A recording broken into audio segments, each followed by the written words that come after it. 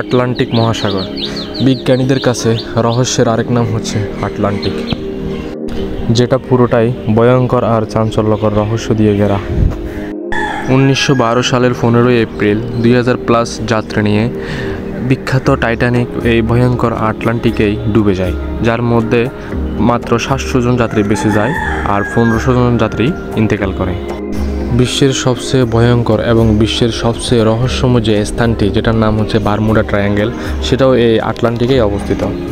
আপনারা জানলে অবাক হবেন, এই রহস্যময় বারমুডা ট্রায়াঙ্গেলে 45টিরও বেশি বিমান বিধ্বস্ত হয় এবং পুরো আটলান্টিকে না হলেও শতাধিক বিমান বিধ্বস্ত হয়, যার মধ্যে কিছু বিমানের ধ্বংসাবশেষ পাওয়া গিয়েছে এবং কিছু বিমানের ধ্বংসাবশেষ পাওয়াই যায়নি।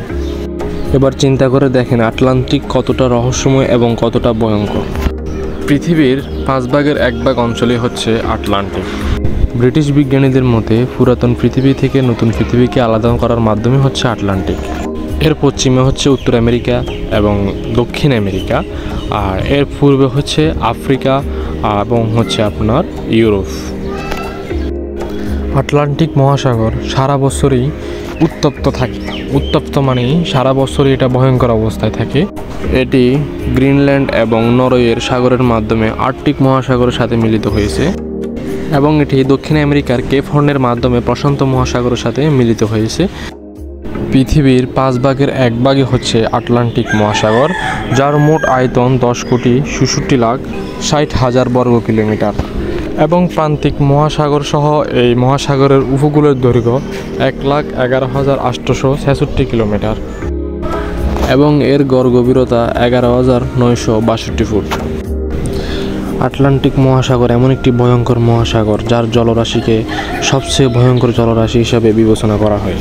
আপনারা একটা জিনিস জানলে অবাক হবেন, পৃথিবীর মোট 133টি দেশ এই মহাসাগরের তীরে অবস্থিত। আটলান্টিক মহাসাগর সবচেয়ে জনপ্রিয় হচ্ছে বাণিজ্য করার জন্য। পৃথিবীর সবচেয়ে বেশি মাল আমদানি রপ্তানির ক্ষেত্রে আটলান্টিক মহাসাগরের ভূমিকা অপরিসীম।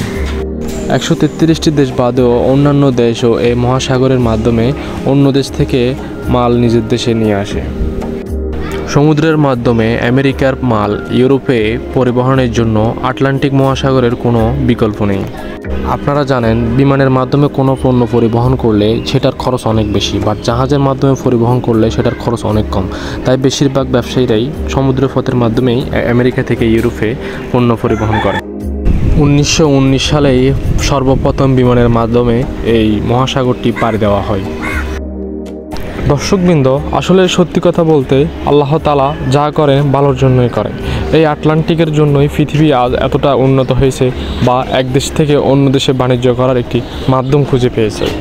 আটলান্টিকে তেল, গ্যাস এবং কি স্বর্ণের খনিও পাওয়া গেছে, বাট এগুলা উত্তোলন করা বা উত্তোলন যে কীভাবে করবে সে পদ্ধতি এখনও আবিষ্কার করতে পারেনি বিজ্ঞানীরা। আটলান্টিকে থাকা সবচেয়ে বড় দ্বীপটির নাম হচ্ছে গ্রিনল্যান্ড। ব্রাজিলের সবচেয়ে ভয়ঙ্কর নদী আমাজন এবং আর্জেন্টিনার লা প্লাতা নদী সরাসরিভাবে এটার সাথে জড়িত। আটলান্টিকে মাছের রাজ্য বলা হয়, কারণ আটলান্টিকের প্রায় পৃথিবীর 25 ভাগের মাছই পাওয়া যায়। আটলান্টিকে কিছু বড় বড় পর্বতমালা রয়েছে, যেগুলোর কারণে প্রতি বছর 1 সেন্টিমিটার করে আটলান্টিকের প্রশস্ত বৃদ্ধি পায়। আপনারা কি জানেন প্রতি বছর যে ঘূর্ণিঝড় সৃষ্টি হয় তার উৎপত্তিস্থল কোথায়? আসলে জানলে অবাক হবেন যে প্রতি বছর যে ঘূর্ণিঝড়গুলো সৃষ্টি হয় তার মেইন কারণ হচ্ছে এই আটলান্টিক। অন্যান্য মহাসাগরের পানির কালার নীল হলেও এর পানির কালার হালকা সবুজ বর্ণের এবং আপনি আরও যত গভীরে যেতে থাকবেন এই মহাসাগরের পানির কালার আরও সবুজ হয়ে উঠবে। এবং প্রতি বছর এই মহাসাগরের মাধ্যমে বাণিজ্যিকের পরিমাণ বেড়ে যাওয়ায় এখানে প্রচুর পরিমাণে বিষাক্ত রাসায়নিক পদার্থ ছড়িয়ে যায়, যার ফলে এখানে ছোট ছোট উদ্ভিদগুলোর জন্য বেঁচে ওঠা খুবই মারাত্মক ব্যাপার হয়ে উঠতেছে আস্তে আস্তে। পরিবেশবিদদের আরেকটি মাথা ব্যথা হচ্ছে আটলান্টিকের দূষণ।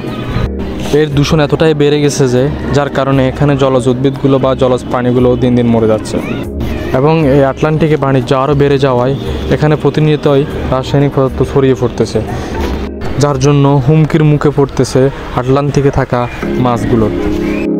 এই দূষণ কমাতে অনেক আন্তর্জাতিক চুক্তি হলেও ব্যর্থ প্রশাসন। দর্শক, আপনারা একটু মন দিয়ে এই সাউন্ডটা একটু শুনুন।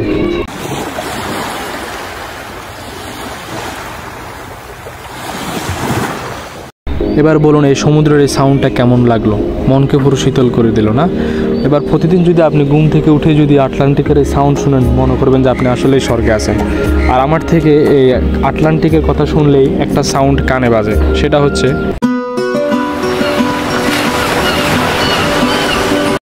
এই তেজপাসিতো গানের এই সাউন্ডটি।